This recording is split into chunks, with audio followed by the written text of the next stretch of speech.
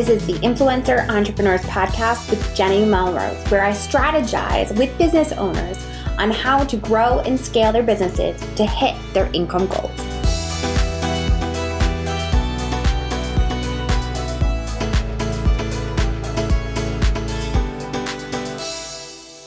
This is episode 402 of the Influencer Entrepreneurs Podcast with Jenny Melrose. Today, we're going to be diving into crafting good email subject lines to boost open rates. I'm going to give you specific examples for different niches as well. But before we do that, I want to make sure that if you haven't already taken advantage of our Insiders membership, that you get a 40% discount on for listening and being a podcast listener, then you absolutely should. You can click through the show notes and you can grab that membership. We're giving you weekly trainings as well as a monthly group coaching call so that you can make sure that you're on the right path to growing your business. All right, let's jump into this. So what we're going to do is discover the art of crafting attention-grabbing, good email subject lines that skyrocket open rates. We talked last week about what is a subject line and how to go about starting to what to put into it. But this week, we're going to go into the very specifics of it. And before we do that, we have to make sure that we understand the importance of good email subject lines. In order for people to open your emails, you have to have a good subject line. Your open rate is going to be key. We want to see an open rate of above 40% on any size list, ideally, is what we are trying to get to. And in order for that to happen, you have to have a good, strong subject line that is going to cause people to want to open it. It is the first thing that they are going to see in their inbox, and you have to make sure that it has specific key elements. So we're going to talk about the fact that, first of all, it needs to have a clear subject line. People need to understand what it is that you are talking about when you put in a subject so that it makes an instant connection to something that they are thinking about. It also needs to be concise. If you put too many words into the subject line, they're not going to be able to see all of it when they're opening their emails from their phone.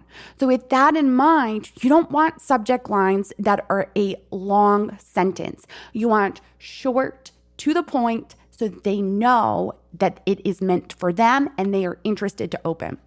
You also want to make sure that it is relevant, which again goes to the fact that it's for them. They want to see themselves in what it is that you have there for the subject line, something that they need. So what you also want to make sure that whatever subject line you use, it needs to be relevant to the content of the email. We've talked about emails in the past that when you have an email, you want it to be short and sweet as well, but that content that you're putting there should be related to the subject line that you have.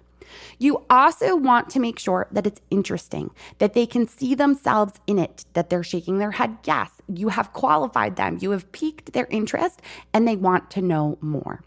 So here are some tips for crafting good email subject lines. One of my top tips is to ask a question, because when you're asking them a question in the subject line, they immediately think to shake their head yes, and are absolutely then going to be qualified for what it is that you're asking them.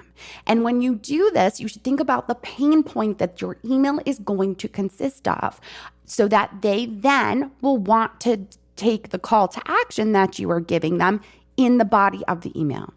But before you can even get them into the body, you have to make sure that your subject line is a good one. And by asking a question, it will help you with that.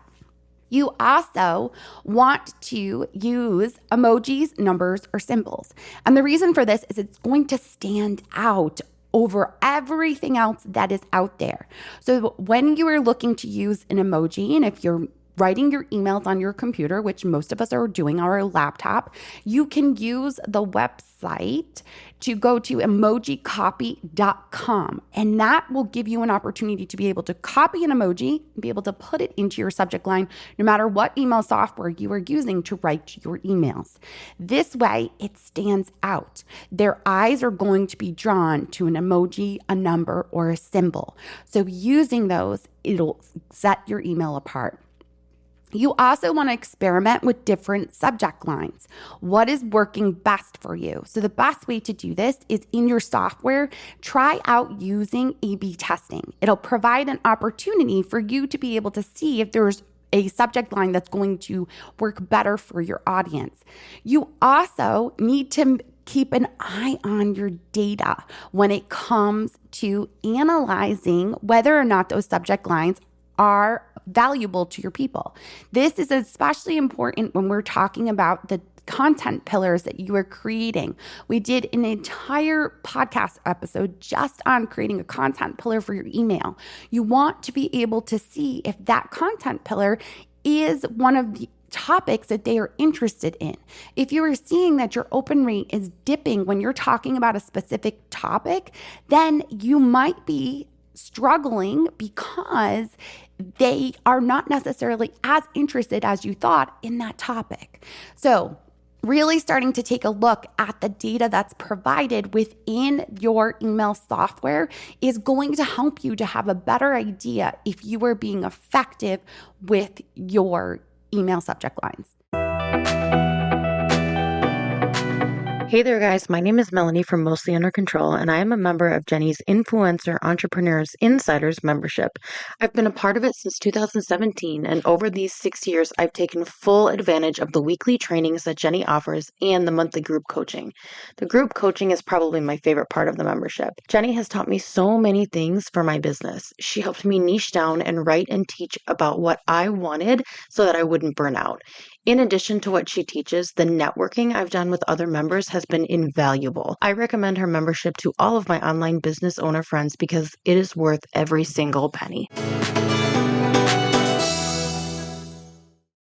All right, so let's get into the specific examples of successful email subject lines. And like I said, we're going to break this down by niche. So depending upon topics that you write on, these may apply for you.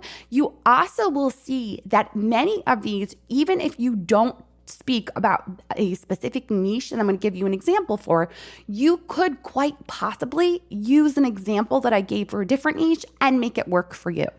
So here's a food niche. 2 different subject lines you could potentially use are only have 10 minutes or ready for a secret ingredient. And if you click through to the blog post, you'll see that I'm including emojis in these subject lines so that you can see how it actually stands out more. A parenting niche might use the subject line, tired of tantrums, or wishing for better conversations with your teen. A travel niche may use #1 bucket list tip inside, or anxious about your flight. The wedding niche may use don't miss this venue tip, or looking for venue help. A DIY niche could potentially use ready for a thoughtful gift idea, or don't make this #1 mistake, ...